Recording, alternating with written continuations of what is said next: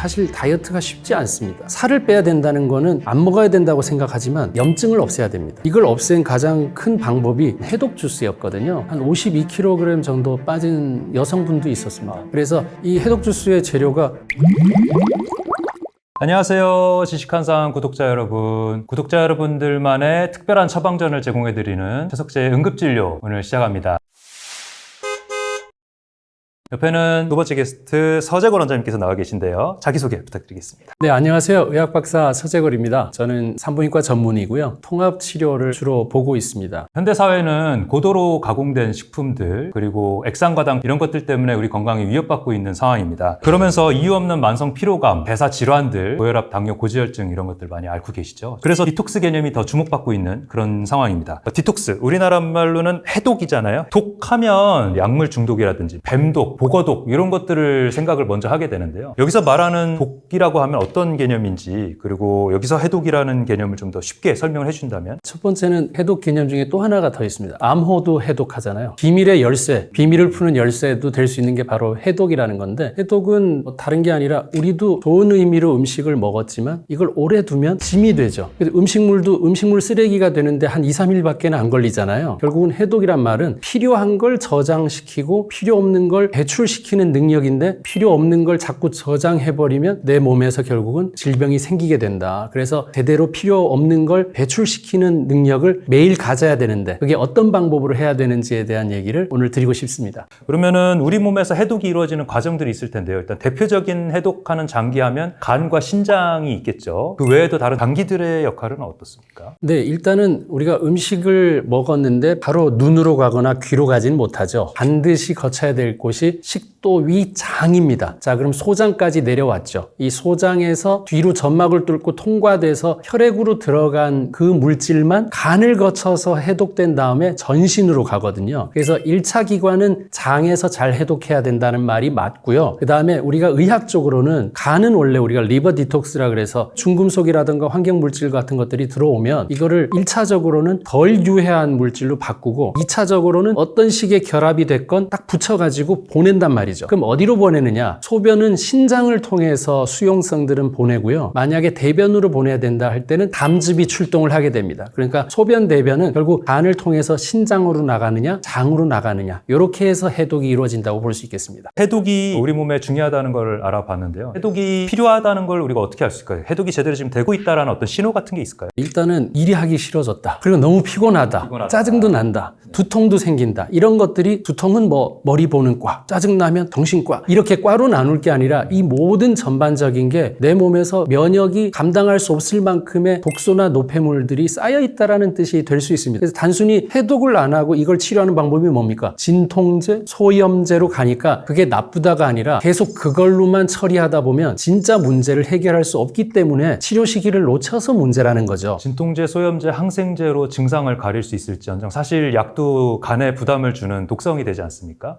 그러면서 오히려 독에 대한 부담을 더 늘리게 되는 말씀이시고요. 그래서 증상만 볼 게 아니라 근본적인 해결책을 하려면 해독기관들을 정상화시켜야 된다라는 말씀입니다. 그리고 해독을 간에서 제가 한다 그랬잖아요. 중요한 이유는 간은 장소일 뿐입니다. 간에 있는 어떤 물질들이 해독을 하죠. 네. 그래서 결국은 간의 기능에 도와주는 거는 내가 먹고 필요한 물질을 준다는 게 1번이고요. 내가 아미노산이 부족하면 아미노산, 비타민이 부족하면 어떤 그 비타민을 주는 거고, 두 번째 중요한 건 내가 필요한 양만큼 줘야 됩니다. 지금 100만 원이 필요한데 1000원은 나한테 지금 아무 의미가 없지 않습니까? 그러니까 치료라는 개념이 들어가려면 정확하게 물질과, 두 번째는 양이 중요합니다. 그래서 치료가 안 되는 사람은 양이 부족하다고 생각할 수 있습니다. 근데 어떤 사람한테는 한 알만 먹어도 되는데 5알을 먹고 있기 때문에 부작용이 생길 수도 있습니다. 그렇기 때문에 자기한테 맞는 양은 그 환자만이 알 수 있습니다. 여러분들이 어떤 비타민이든 뭐든도 음식도 필요한 양만큼 안 들어오면 효과가 없는 거는 똑같아질 수 있거든요. 그래서 우리가 해독을 하는데 필요한 영양소가 충분하지 않은 사람들은 음식으로만 안 되는 이유는 그런 데 있다고 이해하시면 좋겠습니다. 필요할 때는 양이 부족해서 영양제를 통해서 섭취하는 경우도 고려할 수 있다. 그러면 이런 해독을 위해서 어떤 영양소가 특별히 더 중요하고 가장 효과적인 섭취 방법이 있을 것 같은데요. 근데 이거를 정말 잘 아셔야 되는 게, 사실 탄수화물, 지방, 단백질을 우선적으로 하고 그 다음에 얘네들을 움직여서 새로운 물질들을 만들어내고 해독하는 데 필요한 미세 영양소들이 부족하다면 먹는 게 맞습니다. 근데 요즘은 다이어트 한다고 아예 이 메인 메인 자체가 제대로 안 이루어져 있는데 미네랄만 많이 드시면 뭐합니까? 메인이 없는데. 그래서 탄수화물, 단백질, 지방 섭취를 아주 골고루 잘 하시는 거는 1차적으로 하고, 그 다음에 비타민이나 이런 것들은 꼭 보충해야 되는데, 뭐 대표적인 게 비타민 C나 비타민 B나 비타민 E나 아미노산 같은 타우린이나 아르기닌이나 이런 아미노산들이 해독 작용에 다 필요한 것들이고요. 그리고 이걸 통으로 묶어서 얘기를 한다면 간해독 작용에 1, 2에 포함되는 것들이 주로 채소에 많이 들어있는 것들이 많습니다. 그렇기 때문에 채소를 너무 가리지 말고 그 색소별로 이유가 다 있거든요. 그래서 노란 색소는 망막의 30%가 황반, 노란 점이죠. 알아서 먹으면 노란 색소가 그 필요한 자리로 채워서 갑니다. 그리고 토마토, 라이코펜도 전립선에 있었던 영양소예요. 먹으면 알아서 전립선에 채워지거든요. 여러분들은 많이가 아니라 매일 먹어줘야 되는 것들이 꼭 필요하고, 그런 것들이 정말 해독의 필수적인 방법입니다. 요거 하나만 좋다고 요거만 먹는 게 아니라 전반적인 효소를 만드는 비타민과 미네랄, 섬유질과 항산화 물질들을 다 포함해서 먹어줘야 된다는 말씀을 해주신 내용입니다. 자, 그러면 다이어트를 할 때에도 해독이 중요하다는 얘기를 하거든요. 이 해독과 다이어트가 서로 연관이 있을까요? 네, 절대적으로 연관이 있습니다. 제가 직접 경험을 했기 때문에, 저도 이제 레지던트하고 막 이럴 때 살이 많이 쪄서 늘 피곤했습니다. 전공이 인턴 때는 먹는 게 그냥 라면, 김밥, 계란 이런 거 그냥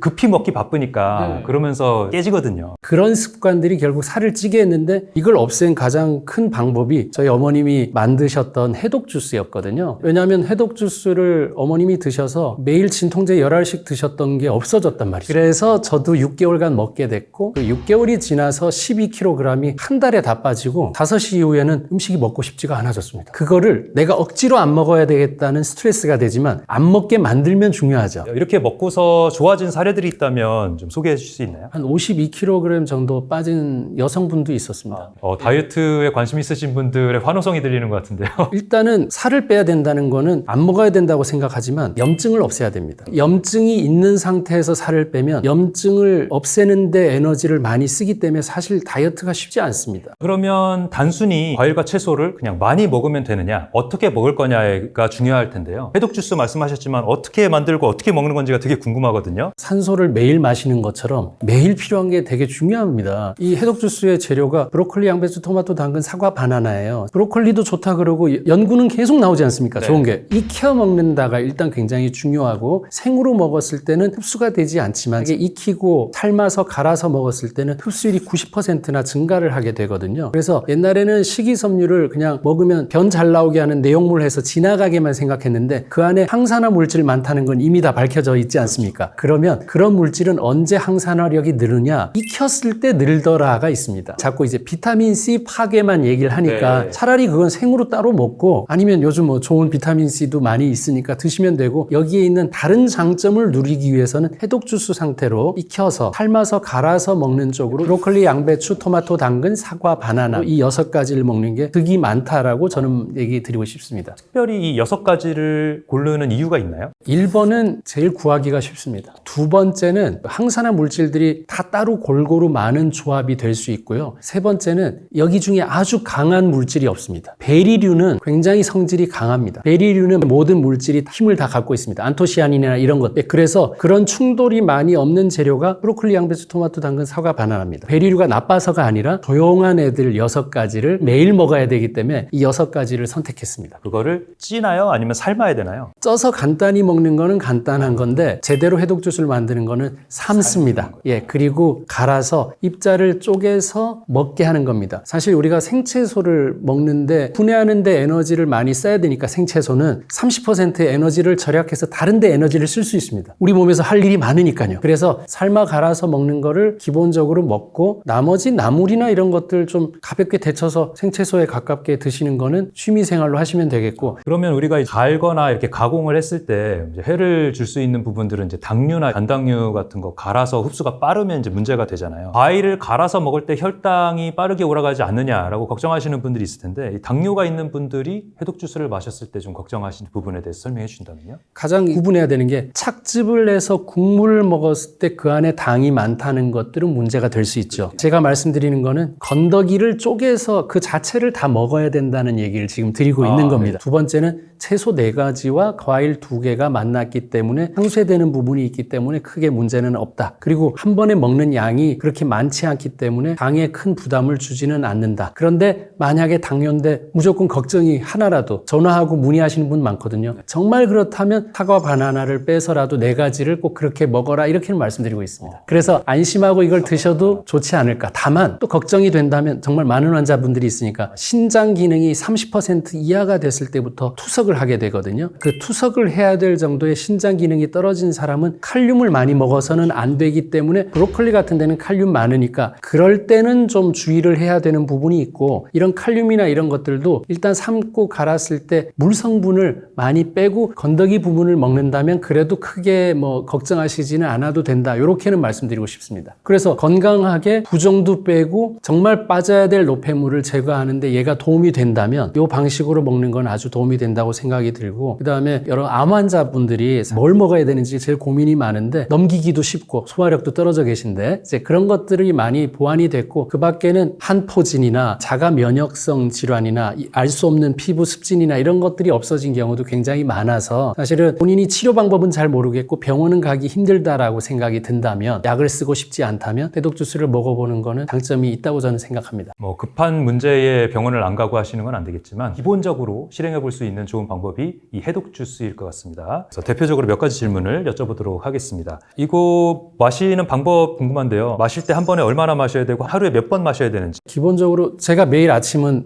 해독 주스만 먹습니다. 근데 100ml에서 200ml 정도가 기준입니다. 아, 100에서 200이면 양이 많지 않네요. 정말 종이컵으로 다 할 수 있는 정도의 양입니다. 그럼 6가지 재료들이 들어가면 굉장히 소량씩 들어가는 거잖아요. 그렇죠. 네. 그래서 뭐 양으로 따지면 800ml 정도를 한 번에 만들어서 200ml 정도 먹으니까 이게 4인분 정도 나오는 게 믹서기로 보통은 그렇게 나오기는 합니다. 아침에 드실 때 이제 공복에 드시는 것도 좋은 거죠? 네. 식사는 다 공복에 하지 않습니까? 만약에 저녁에 너무 배가 고프고 입이 심심하다는 분이 있었다면 그렇다면은 사실 이 해독수수 한 잔으로 입도 달래고 허기감도 좀 없앨 수 있고 칼로리는 그렇게 높지 않으니까 암 환자분들은 몇 회 여러 번 나눠서도 드시게끔 하루에 뭐 4회, 6회 정도도 100ml 정도씩을 자주 드시게끔은 했습니다. 식사 대신해서 다이어트 목적으로 드시는 분들은 하루 3번 먹어도 될까요? 네네네. 다만 해독 주스로 모든 거를 먹고 다른 걸 전혀 안 먹으면 영양소 불균형이 오기 때문에 식사 대용으로 한 끼 정도 했을 때 다이어트 되고 그다음에 밤참이나 뭐나 이런 입이 심심할 때 먹는 걸로 도움이 될 수 있고 나머지는 그래도 밥과 단백질 또 적당한 지방 요거는 꼭 채워야 됩니다. 기본적인 3대 영양소를 채우면서 항산화물질, 비타민, 미네랄, 섬유질, 식이섬유를 채울 수 있는 방법으로 해독 주스를 활용하면 되겠습니다. 이 해독 주스를 냉장 보관을 해도 상관없을까요? 네, 항상 그 냉장 보관 한 3일 정도 그렇게 해서 드시면 도움이 될 것 같습니다. 소개해 주신 기본적인 해독 주스 말고도 특정 장기 해독하는 데에 효과적인 그런 재료들이 있다면 소개해 주실 수 있을 것 같은데요. 어떤 레시피가 있을까요? 폐를 위해서는 도라지나 더덕이나 배 종류를 드시는 거 좋고 생강을 약간 넣어서 드시는 것도 굉장히 좋고요. 만약에 간을 위해서라면 베리류가 도움이 됩니다. 블루베리나 스트로베리가 딸기니까 이제 이런 것들을 넣어서 드시면 좋겠고 만약에 위의 문제, 위에 좀 그 소화력이나 이런 것들 우리가 나이 들면 위산이 저하된다는 거 알고 계시죠? 네. 예, 오히려 단백질 소화가 잘 안 되지 않습니까? 네. 이제 그럴 때 도움되는 게 오렌지류, 감귤류를 또 첨가해서 드시면 도움이 될 수 있습니다. 자, 이렇게 오늘 해독에 대한 개념과 해독 주스 만드는 방법 자세한 질문사항들 살펴봤고요. 우리 몸의 다이어트에도 도움되는 방법들까지 알아봤습니다. 오늘 지식한상 구독자들이 많은 걸 얻어갈 수 있었을 것 같아요. 서대건 원장님 너무 감사드리고요.